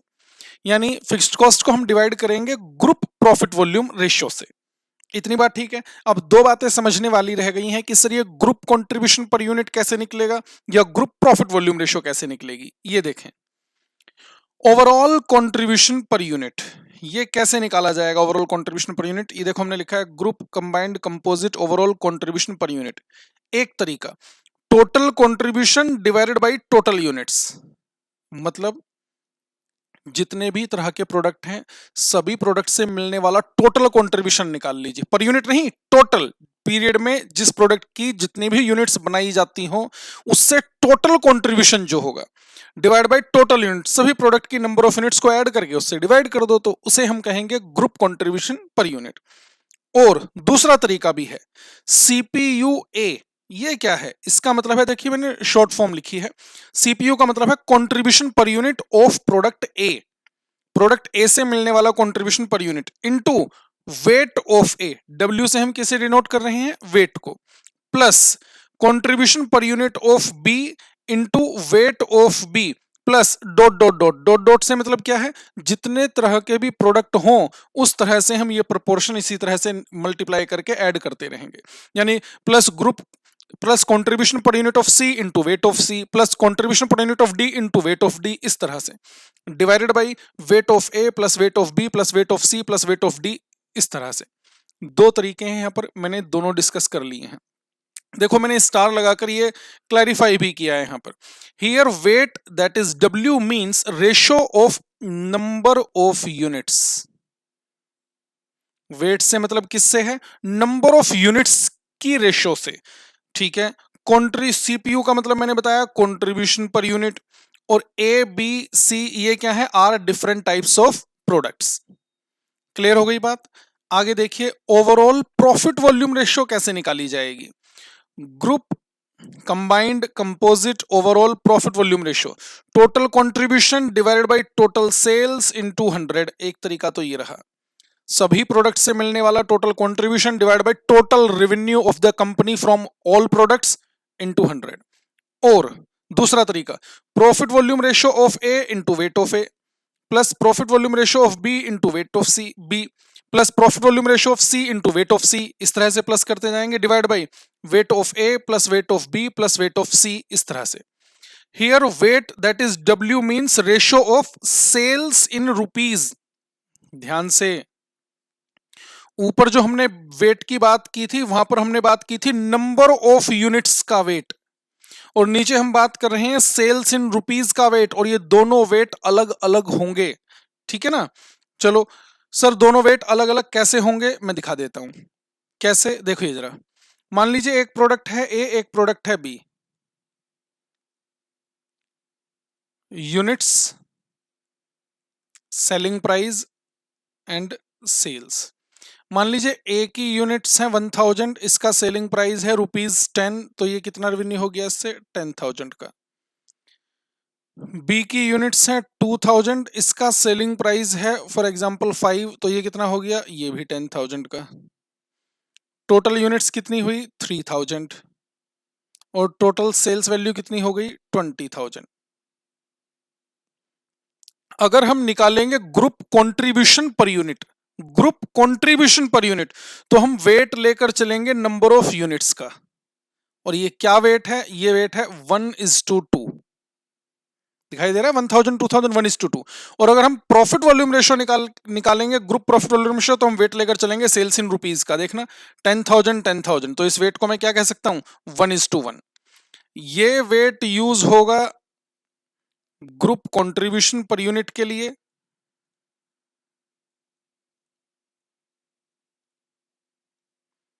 Group contribution per unit के लिए, और ये वेट यूज होगा ग्रुप प्रॉफिट वॉल्यूम रेशियो के लिए।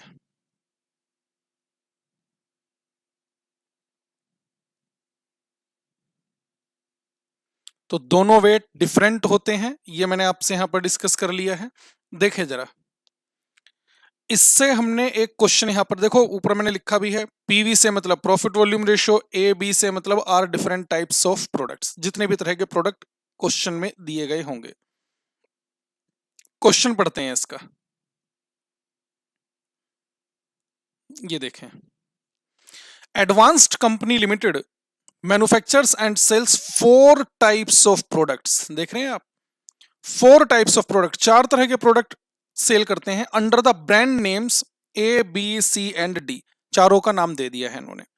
The sales mix in value, ध्यान से पढ़ना जरा, the sales mix in value, value में उनका मिक्सचर दे रखा है, comprises 33 1/3%, 41 2/3%, 16 2/3% and 8 1/3% of products A B C and D respectively. बताइए, ये जो वेट दिया है, ये जो रेशो दी है, ये नंबर ऑफ यूनिट्स की रेशो है या सेल्स इन रुपीज की रेशो है? क्या लिखा था? The sales mix in value, ये सेल्स इन रुपीज की रेशो है। यानी इसे कहां पर यूज किया जाएगा? कंट्रीब्यूशन पर यूनिट निकालने के लिए या ग्रुप प्रॉफिट वॉल्यूम रेशो निकालने के लिए? ग्रुप प्रॉफिट वॉल्यूम रेशो के लिए। The total budgeted sales 100% are 1 lakh per month.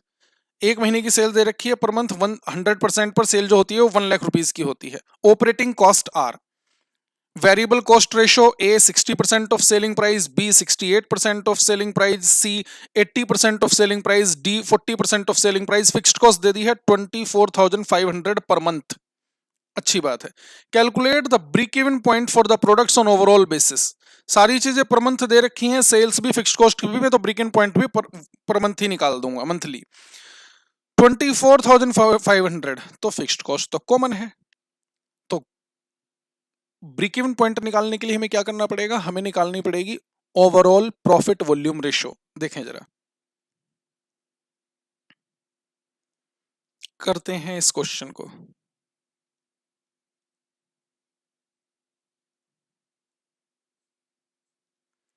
Solution, ध्यान से,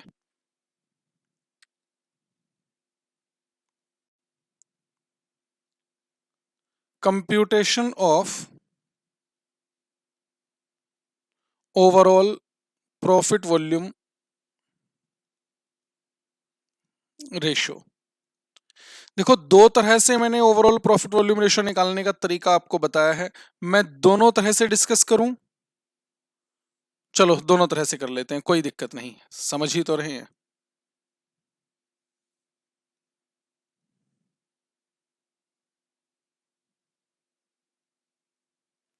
products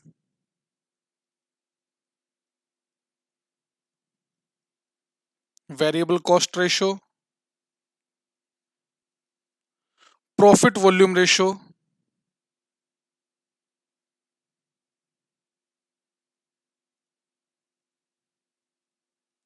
sales mix, sales.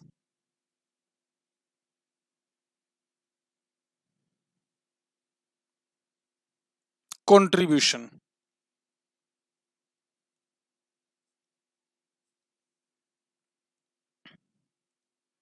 Product इन्होंने हमें दिए हैं A, B, C and D. Variable cost ratio question में दे रखी थी, देखिएगा 60, 68, 80, 40। 60, 68, 80, 40। प्रॉफिट वॉल्यूम रेशो क्या होगी, हमने डिस्कस किया था। वेरिएबल कॉस्ट रेशो और प्रॉफिट वॉल्यूम रेशो का टोटल क्या होता है, 100 होता है। अगर वेरिएबल कॉस्ट रेशो आपको पता है तो प्रॉफिट वॉल्यूम रेशो कितनी बताइए, ये हो जाएगा 40%, 32%, 20%, 60%। सेल्स मिक्स क्वेश्चन में दे रखा था, सेल्स मिक्स ये रहा 33 1/3, 41 2/3। 33 1/3%, 41 2/3%, और कितना 16 2/3, 8 1/3। 16 2/3%, 8 1/3%। सेल्स मिक्स हो गया। टोटल सेल्स इन्होंने हमें दे रखी थी 1 लाख की। अब आप एक बात बताइए, अगर टोटल सेल्स मुझे मालूम है और सेल्स मिक्स मुझे मालूम है तो एबीसीडी की अलग अलग सेल नहीं बता सकते हो, बताओ जरा। 1 लाख का, ये 1 लाख टोटल सेल्स है, इसका 33 1/3% कितना बनेगा, ये 33 1/3% आ गया 33,333.333, राउंड ऑफ कर देते हैं। अच्छा 41 2/3% कितना बनेगा, 41,667 कर देते हैं, ठीक है। 16 2/3% कितना बनेगा, 16,667, और 8 1/3% कितना बनेगा, 8,333। ये आ गई हमारी टोटल सेल्स। कंट्रीब्यूशन बताओ, अच्छा कंट्रीब्यूशन कैसे निकलेगा, अगर ये सेल्स है तो sales into profit volume ratio कितना आता है, sales into profit volume ratio contribution आ गया 13,333, राउंड ऑफ करते हुए ले रहे हैं।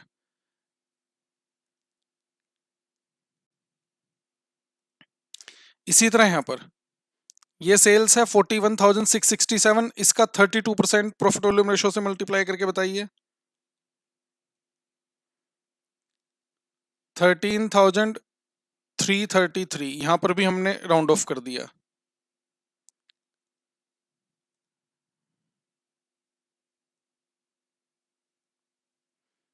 16,667 का 20%,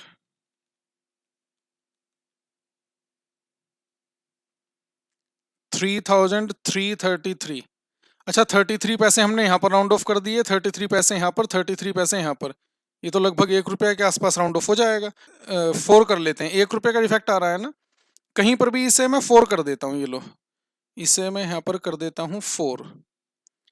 लास्ट रह गया, इसका भी निकालो 8333, इसका 60%, ये तो अपने आप ही एग्जैक्ट वैल्यू आ रही है कितनी, 5000।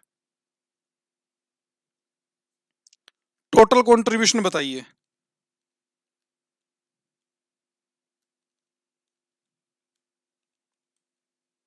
35,000।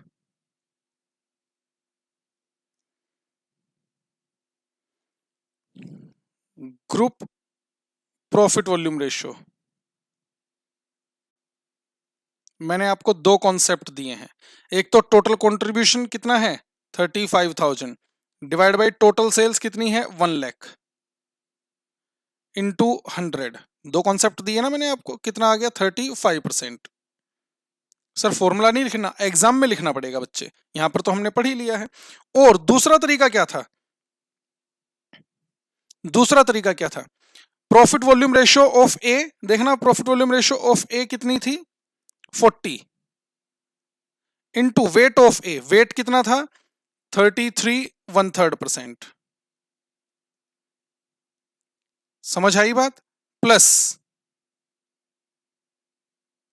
बी का प्रॉफिट वॉल्यूम रेशियो कितनी है 32% इनटू इसका वेट है 41 2/3% प्लस सी की प्रॉफिट वॉल्यूम रेशियो 20 इंटू इसका वेट 16/2/3%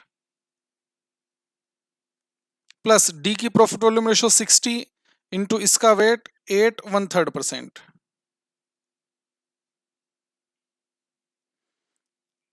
ये चेक करके देख लो, आपका 35% ही आ रहा होगा। चेक कर लीजिए। सर आपने तो वहां पर बताया था weight of A plus weight of B plus weight of C plus weight of D से डिवाइड भी करना है।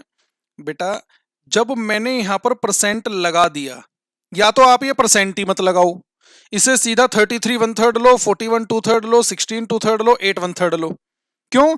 क्योंकि परसेंटेज जब मैंने लगा दिया तो परसेंटेज ऑटोमेटिकली अपॉन में 100 का काम करता है। इन वेट का सबका टोटल 100 ही तो आ रहा है। आप यहां पे परसेंट हटाकर नीचे सीधा ओवरऑल डिवाइड बाई 100 कर दो, बात तब भी एक है। जब हमने वहां पर उन्होंने परसेंटेज में दे रखा था तो मैंने परसेंटेज वहीं पर लगा दी, तो ऑटोमेटिकली अपने आप 100 से डिवाइड होता जा रहा है। बात समझ आई? परसेंटेज में है तो हमने इस तरह से कर दिया है। अगर ऐसे दे रखा होता 1:2:3:4 या ऐसे रेशो में दे रखा होता तो फिर मैं लिख कर चलता। परसेंटेज था, मैंने वहीं पर परसेंटेज लगा दी है। क्लियर है? हमने यहां से निकाला तो भी प्रॉफिट वॉल्यूम रेशियो 35%, यहां से निकाला तो भी प्रॉफिट वॉल्यूम रेशियो 35%। और मैंने तो पहले ही बताया था आप जैसे मर्जी निकालें, हमें निकालना था ओवरऑल ब्रेक इवन पॉइंट या ग्रुप ब्रेक इवन पॉइंट।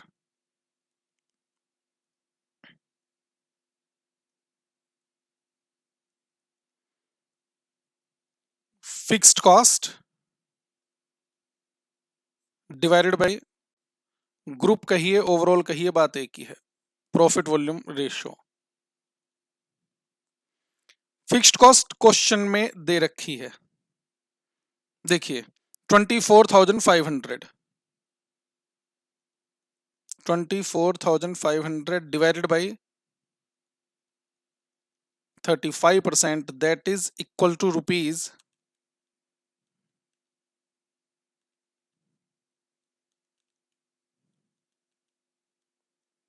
70,000।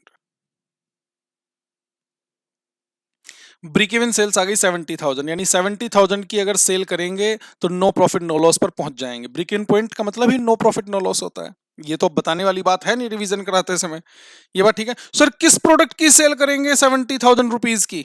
बेटा सभी प्रोडक्ट की सेल करेंगे। किस रेशो में? ये जो रेशो इन्होंने वेट के नाम से हमें दे रखी है, इस रेशो में ये 70,000 को डिवाइड कर दो, अगर इतनी सेल होगी तो कंपनी ब्रेक इवन पॉइंट पर पहुंच जाएगी। ये हमने क्वेश्चन की फर्स्ट रिक्वायरमेंट को डिस्कस किया है। सेकंड रिक्वायरमेंट देखें जरा, क्या लिखा है? Also calculate break even point if sales mix is changed as follows, the total sales per month remaining the same. अगर मिक्सचर ये हो जाए 25, 40, 30 और 5% का, ये क्या चेंज कर दिया इन्होंने? वेट चेंज कर दिया है, तो ब्रेक इवन पॉइंट निकालो। अच्छा अगर वेट चेंज हो जाएगा तो ओवरऑल प्रॉफिट वॉल्यूम रेशो भी चेंज हो जाएगी। करें क्या? कर लोगे? चलो फटाफट से कर लेते हैं इसे भी। सेकंड रिक्वायरमेंट में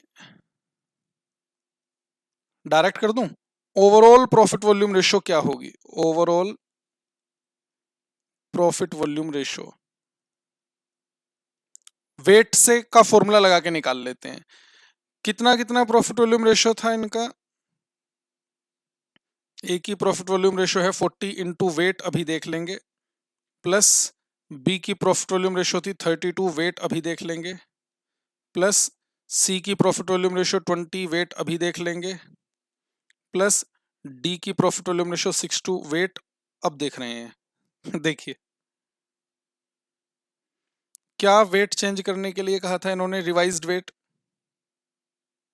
क्या वेट चेंज करने के लिए कहा था इन्होंने? Revised weight. देखो 25, 40, 35, 25, 40, 35 और मैंने यहीं पर परसेंटेज लगा दी है, तो मुझे बता दो निकाल कर डायरेक्ट कितना आ रहा है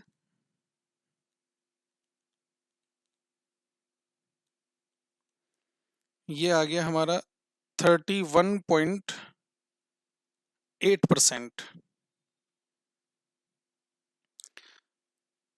31.8% overall break even point. Formula में बार बार नहीं लिख रहा हूं। Fixed cost 24,500 divided by overall profit volume ratio 31.8% is equal to, that is rupees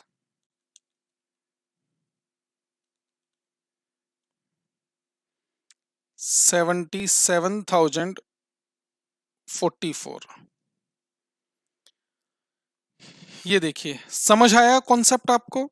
overall break even point निकालने के लिए आए तो आप इस तरह से क्वेश्चन को सोल्व कर सकते हैं। क्लियर है? देखिए, जो नॉर्मल कॉन्सेप्ट हैं इस चैप्टर के वो सारे मैंने डिस्कस कर लिए हैं। हालांकि मार्जिनल कॉस्टिंग डिसीजन मेकिंग में कहीं पर भी यूज की जा सकती है, वो सारी डिसीजन मेकिंग तो डिस्कस करना पॉसिबल नहीं है। तो जो मेन कॉन्सेप्ट थे वो मैंने सारे डिस्कस कर लिए हैं। एक और मेन कॉन्सेप्ट है, इंस्टीट्यूट इस पर भी एग्जाम में क्वेश्चन पूछता है, वो और डिस्कस कर लेते हैं। और ये इंपॉर्टेंट कॉन्सेप्ट है, देखेंगे जरा आप मेरे साथ। ये देखिए, बस अब ये लास्ट कॉन्सेप्ट में डिस्कस कर रहा हूं इस चैप्टर से। की फैक्टर, लिमिटिंग फैक्टर। पहले तो समझ लो की फैक्टर या लिमिटिंग फैक्टर क्या है। कोई भी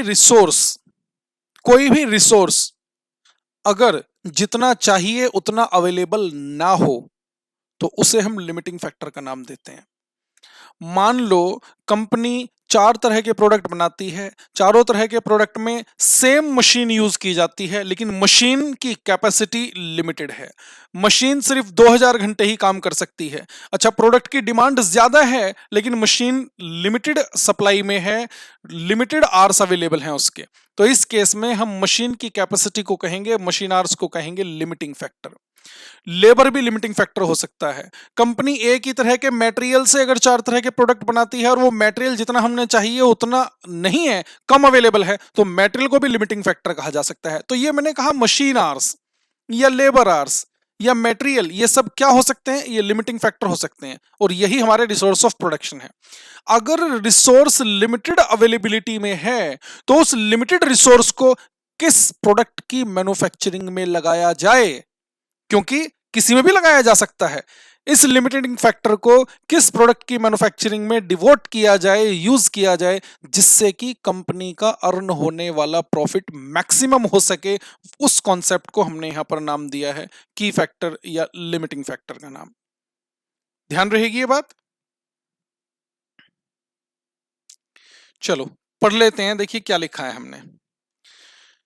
की फैक्टर, देखिए, की oblique limiting factor is that resource of production which is not available according to the requirement to produce 100% demand of all the products। की फैक्टर वो रिसोर्स ऑफ प्रोडक्शन है जो उतनी क्वांटिटी में अवेलेबल ना हो जो कि सफिशिएंट होगी अपने प्रोडक्ट्स की 100% डिमांड को मीट करने के लिए। मैंने क्या कहा? उतनी अवेलेबिलिटी में अवेलेबल ना हो, यानी जितना रिसोर्स हमारी सभी प्रोडक्ट्स की 100% रिक्वायरमेंट को कंप्लीट करने के लिए चाहिए उतना अवेलेबल ना हो, तो उस रिसोर्स को ही हम लिमिटिंग फैक्टर या की फैक्टर का नाम देते हैं। आगे पढ़ें। In this concept we have to compute most profitable product mix possible in the available resources. तो जितना भी रिसोर्स हमारे पास अवेलेबल है, उस अवेलेबल रिसोर्स में किस प्रोडक्ट की कितनी कितनी यूनिट्स बनाई जाएं, इसे हम कहते हैं most profitable product mix. Mix का मतलब किस प्रोडक्ट की कितनी यूनिट प्रोड्यूस करें, प्रोडक्शन का मिक्सचर क्या रखें इस अवेलेबल रिसोर्स में, वो हमें यहां पर निकालना होता है। तो इस केस में हमें क्या करना पड़ेगा? देखिए, 2 तरह के स्टेटमेंट बनाने पड़ते हैं। पहले हमें यह चेक करना पड़ता है कि आखिर सबसे प्रॉफिटेबल प्रोडक्ट है कौन सा, जिससे सबसे ज्यादा प्रॉफिट मिलता होगा। सबसे पहले रिसोर्स को उस प्रोडक्ट की मैन्युफैक्चरिंग में डिवोट करेंगे, उसके बाद कम प्रॉफिटेबल प्रोडक्ट, उसके बाद कम प्रॉफिटेबल प्रोडक्ट, इस तरह से हम काम करते हुए चलते हैं। इसके लिए सबसे पहले हमें प्रोडक्ट्स को रैंक देनी पड़ेगी। और रैंक किसके बेस पर देंगे? कंट्रीब्यूशन के बेस पर, क्योंकि फिक्स्ड कॉस्ट तो फिक्स्ड है। देखिए, सबसे पहले हमें बनाना पड़ता है स्टेटमेंट ऑफ रैंकिंग। रैंकिंग बनाने के लिए हमें निकालना पड़ेगा कंट्रीब्यूशन, और देखो मैंने वही किया है यहां पर। मैंने एग्जाम्पल में लिया है, मान लीजिए हमारे पास 3 टाइप्स ऑफ प्रोडक्ट्स हैं ए बी सी। ठीक है, देखना क्या लिखा, सेलिंग प्राइस पर यूनिट ये ले लिया हमने यहां पर, less minus variable cost per unit ये आ गया, contribution per unit selling price में से वेरिएबल कॉस्ट माइनस करेंगे, कंट्रीब्यूशन पर यूनिट आ गया। अब कंट्रीब्यूशन पर यूनिट को हमने डिवाइड किया किससे, limiting factor required per unit, divide करेंगे किससे, limiting factor required per unit. मान लीजिए मटेरियल लिमिटिंग फैक्टर है, तो हम किससे डिवाइड करेंगे, जिस प्रोडक्ट को बनाने में जितना केजी मटेरियल लगता होगा उतने केजी से डिवाइड कर दो। मान लो ए बनाने में, ए की एक यूनिट बनाने में 2 केजी मटेरियल लगता है तो मैं 2 से डिवाइड कर दूंगा, बी बनाने में 5 केजी मटेरियल लगता है तो मैं 5 से डिवाइड कर दूंगा। अगर लिमिटिंग फैक्टर लेबर आवर्स हैं तो हर एक यूनिट को बनाने में कितने कितने लेबर आवर्स लगते हैं वो लेकर चलेंगे। अगर लिमिटिंग फैक्टर मशीन आवर्स हैं तो हर एक प्रोडक्ट की एक यूनिट बनाने में कितने मशीन आवर्स लगते हैं वो लेकर चलेंगे। डिवाइड करके यहां पर निकल जाएगा, क्या आ जाएगा फिर, ये contribution in terms of limiting factor. यानी अगर मेटेरियल लिमिटिंग फैक्टर था तो ये आ जाएगा कंट्रीब्यूशन पर KG of material. Labour hours limiting factor थे तो हम यहां पर लिख देंगे कंट्रीब्यूशन पर labour our. Machine hours limiting factor है तो हम लिख देंगे कंट्रीब्यूशन पर मशीन आवर। और जिसका कंट्रीब्यूशन सबसे ज्यादा वो प्रोडक्ट को हम देंगे फर्स्ट रैंक। यानी यहां पर फिर हम इन्हें रैंक देकर चलेंगे, किसको फर्स्ट, किसको सेकंड, किसको थर्ड, वो डिपेंड करेगा contribution in terms of limiting factor किसका ज्यादा आ रहा है। ठीक है, ये तो हमने बात की रैंक की। फिर इसके बाद स्टेटमेंट बनाना पड़ेगा हमें किस प्रोडक्ट की कितनी यूनिट जो सबसे बेनिफिशियल होंगी। देखो जरा, इसे हम नाम देंगे statement of optimum product mix. Optimum product mix का स्टेटमेंट देखना क्या लिखा है हमने। सबसे पहले हमने लिखा प्रोडक्ट, फिर हमने लिखा यूनिट्स जो कि हमें निकालनी है, कितनी प्रोडक्ट की कितनी, किस प्रोडक्ट की कितनी यूनिट बनाएं। फिर हमने लिखा लिमिटिंग फैक्टर पर यूनिट, हर एक यूनिट को बनाने में कितना कितना रिसोर्स यूज होता है। और फिर हमने लिखा टोटल रिसोर्स। ध्यान से सुनना, सबसे पहले हम यहां पर प्रोडक्ट्स को लिख लेंगे, प्रोडक्ट्स को, और प्रोडक्ट्स को लिखेंगे किसके according, according to rank, rank को ध्यान में रखते हुए। यूनिट्स फिर हम निकालेंगे, यूनिट्स कैसे निकालेंगे अभी मैं एक एग्जांपल से डिस्कस कर लूंगा। टोटल रिसोर्स को यहां लिखेंगे और टोटल रिसोर्स को फिर हम यहां पर इस तरह से यूटिलाइज करते जाएंगे और ये यूनिट्स निकालते जाएंगे। इन यूनिट्स के लिए भी मैंने देखो एरो लगाकर नीचे क्या लिखा है, possible units in available resources. कितनी यूनिट्स अवेलेबल हैं, कितनी यूनिट्स पॉसिबल हैं इस अवेलेबल रिसोर्स के अंदर, वो हम निकालेंगे एक एग्जांपल से। इस कॉन्सेप्ट को भी डिस्कस कर लेते हैं, देखिए जरा। ये रहा क्वेश्चन और ध्यान से पढ़ेंगे please.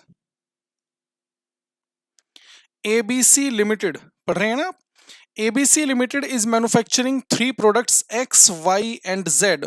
All products use the same raw material which is scarce and available to the extent of 61,000 kg only।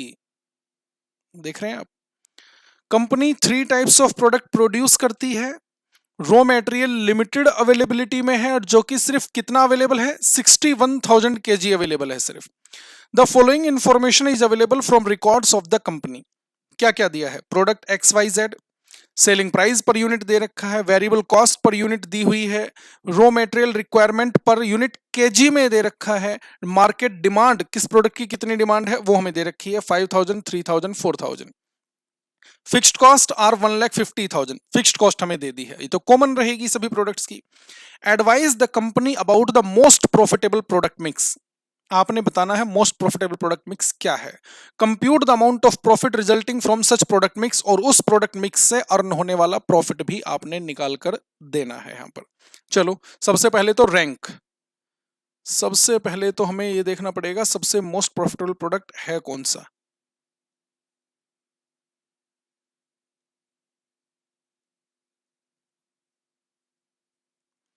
Solution, तो क्या नाम दिया था हमने स्टेटमेंट को, स्टेटमेंट ऑफ रैंकिंग।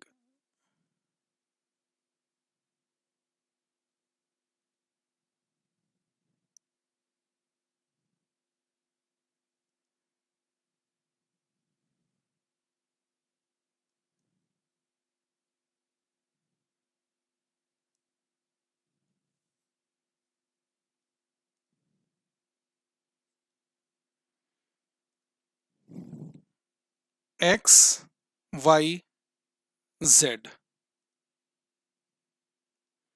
सबसे पहले कंट्रीब्यूशन निकालना है तो हम क्या करेंगे, selling price per unit,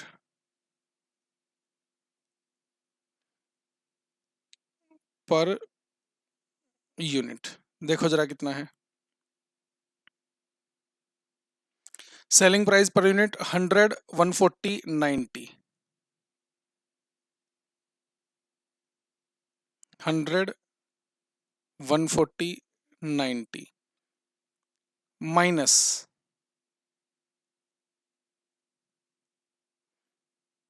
variable cost per unit. Variable cost भी हमें क्वेश्चन में दी हुई थी, ये देखो 75, 110, 65,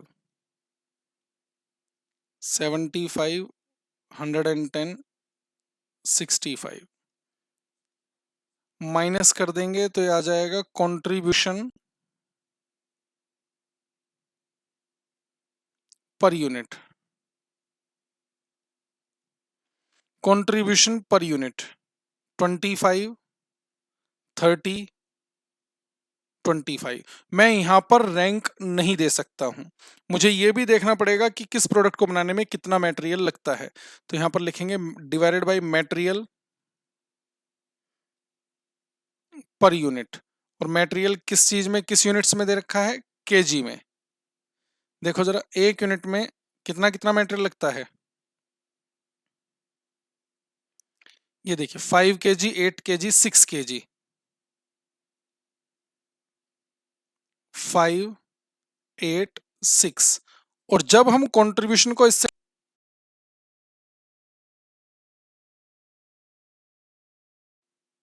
कंट्रीब्यूशन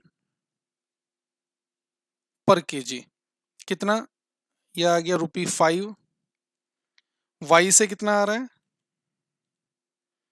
वाई से आया 3.75, और जेड से 4.1666, ये कंट्रीब्यूशन पर केजी आ गया। और आप बताइए सबसे बेस्ट प्रोडक्ट कौन सा है।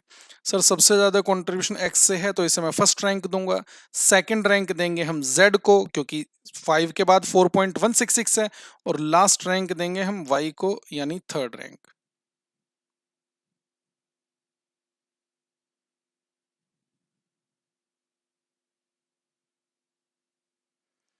स्टेटमेंट ऑफ रैंकिंग हमारा कंप्लीट हो गया। अब हमें बनाना है statement of optimum product mix, यानी किस प्रोडक्ट की कितनी यूनिट बनाई जाए जो कंपनी के लिए सबसे ज्यादा बेनिफिशियल होंगी। देखिएगा जरा, अब ये कैसे बनाया जाएगा ये ध्यान देने वाली बात है। स्टेटमेंट ऑफ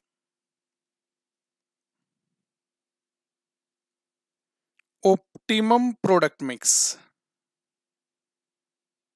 अच्छा इन्होंने कहा था प्रॉफिट भी निकालना, तो यहीं पर हम प्रॉफिट भी निकाल सकते हैं। देखिएगा profit,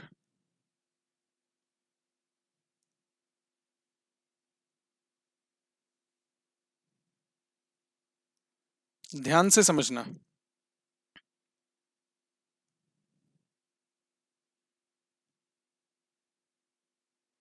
product units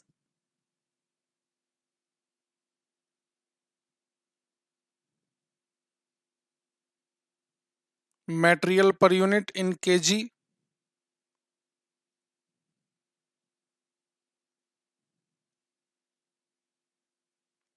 total material in KG.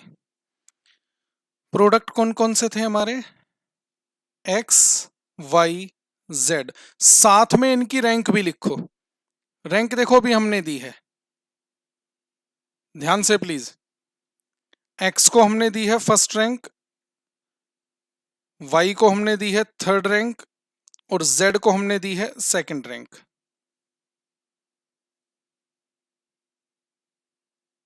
ठीक है, मटेरियल पर यूनिट कितना कितना लगता है वो देखो, अभी यहीं से देखकर लिख लेते हैं। ये रहा 5 केजी, 8 केजी, 6 केजी।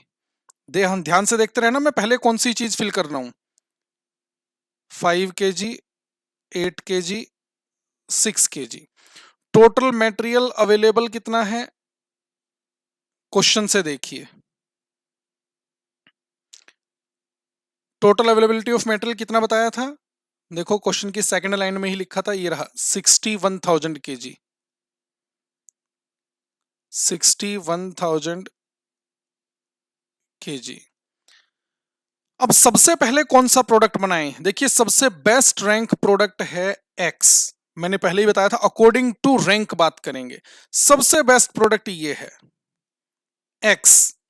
अच्छा एक्स सबसे बेस्ट प्रोडक्ट है तो एक्स की कितनी यूनिट बनाएं, जितनी बेची जा सकती हैं, जो बिकेंगी ही नहीं उतना बनाने से फायदा क्या है, तो एक्स की कितनी मैक्सिमम यूनिट बेची जा सकती हैं, ये डिमांड से चेक कीजिए।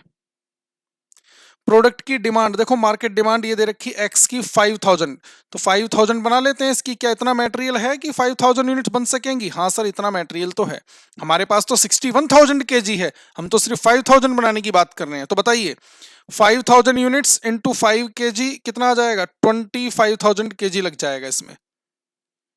समझ आई आपको बात, सबसे पहले मैंने एक्स की मैक्सिमम डिमांड क्या दे रखी थी वो कंप्लीट कर दी है, सबसे बेस्ट प्रोडक्ट एक्स है, जितना मैक्सिमम बेचा जा सकता है उतना बनाओ। अच्छा 61,000 में से 25,000 हमने कहा एक्स में लगा दो, क्या उसके बाद मटेरियल बचेगा, हाँ सर मटेरियल तो बच गया, अभी 61 में से 25 यूज होगा तो 36,000 मटेरियल बचा होगा। अब सेकंड रैंक प्रोडक्ट कौन सा है, सेकंड रैंक प्रोडक्ट देखिए ये रहा जेड, जेड की डिमांड कितनी दे रखी है वो चेक करो, सर जेड की डिमांड दी है 4,000, क्या इतना मटेरियल हमारे पास अभी बचा है कि इसकी 4,000 यूनिट्स बन जाएं, हाँ सर इसकी 4,000 यूनिट्स भी बन जाएंगी, तो 4,000 इंटू 6 ये कितना मटेरियल लग गया 24,000, क्या मटेरियल अभी भी बाकी रह गया, हाँ सर 61,000 था, 25,000 हम कह रहे हैं एक्स में लगा देंगे, 24,000 हमने कहा जेड में लगा देंगे, मेटल अभी भी बचा हुआ है कितना 12,000, इसे किस में लगाएं सर, अब तो कोई ऑप्शन ही नहीं है, अब तो वाई बचा है, ये लो बचा हुआ मेटल वाई में लगा देंगे, 12,000 kg में ब्रैकेट में लिख देता हूं, ये कहां से आया, ये बैलेंसिंग फिगर से आ रहा है। एक यूनिट बनाने में 8 kg मटेरियल लगता है, अब देखो यहां पर रिवर्स कैलकुलेशन होगी, 12,000 kg मटेरियल हमारे पास है, ये रहा, एक यूनिट बनाने में 8 kg लगता है, तो 12,000 kg मेटल से कितनी यूनिट बन सकती हैं, 12,000 डिवाइड बाई 8, ये आ गया कितना 1,500 यूनिट्स। समझ आया आपको कैसे कंप्यूटेशन की है, हमने रैंक को ध्यान में रखते हुए यहां पर काम किया है। ये देखो ऑप्टिमम प्रोडक्ट मिक्स इन्होंने मांगा था वो हमने निकाल दिया, कैसे निकाला और किसे हमने ऑप्टिमम प्रोडक्ट मिक्स कहा, जो यूनिट्स हम निकाल के देने हमने निकाल दिया ना, एक्स की 5,000 यूनिट्स, वाई की 1,500, जेड की 4,000, ये ऑप्टिमम प्रोडक्ट मिक्स है, इन्होंने कहा था इस प्रोडक्ट मिक्स से प्रॉफिट भी निकाल दो, ये देखो मैं प्रॉफिट भी निकाल सकता हूं, यहीं पर निकाल सकते हैं कैसे, यहां पर हम लिखेंगे कॉन्ट्रीब्यूशन पर यूनिट और लास्ट में टोटल। अच्छा कंट्रीब्यूशन पर यूनिट हमने ऊपर निकाला तो था, कंट्रीब्यूशन पर यूनिट देखिए ये रहा 25 30 25, लिख देते हैं यहां पर 25 30 25, टोटल कंट्रीब्यूशन नहीं बता सकते हो, अब टोटल कंट्रीब्यूशन निकालने में क्या है देखो जरा,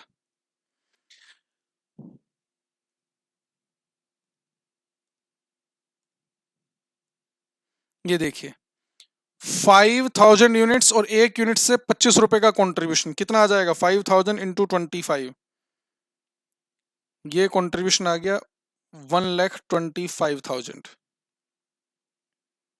इसी तरह y की कितनी यूनिट्स बनाई है हमने, सर y की यूनिट्स बनाई है 1,500, एक यूनिट से 30 रुपए का कंट्रीब्यूशन है, 1,500 इंटू 30 कितना आ गया टोटल कंट्रीब्यूशन, ये आ गया 45,000।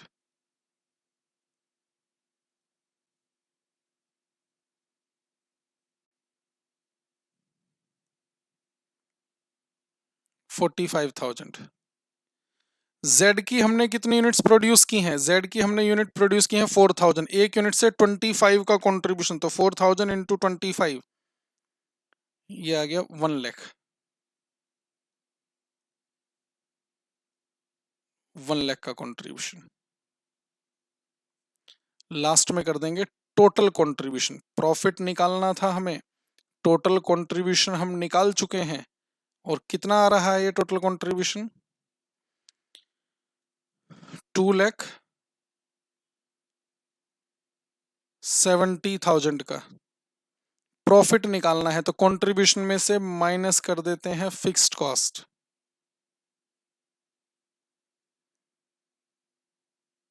फिक्स्ड कॉस्ट माइनस कर दीजिए। ये रही फिक्स्ड कॉस्ट हमें दे रखी थी क्वेश्चन में टेबल के बाद 1,50,000।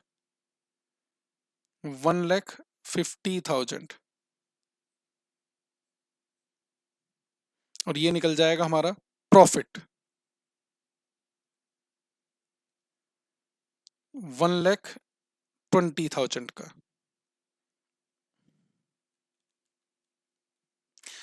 अवेलेबल 61,000 kg मटेरियल के अंदर जो ऑप्टिमम प्रोडक्ट मिक्स है वो X की 5,000 यूनिट्स, Y की 1,500 यूनिट्स, Z की 4,000 यूनिट्स हैं और इनसे अर्न होने वाला प्रॉफिट जो होगा वो होगा 1,20,000 जो कि सबसे बेस्ट प्रॉफिट है।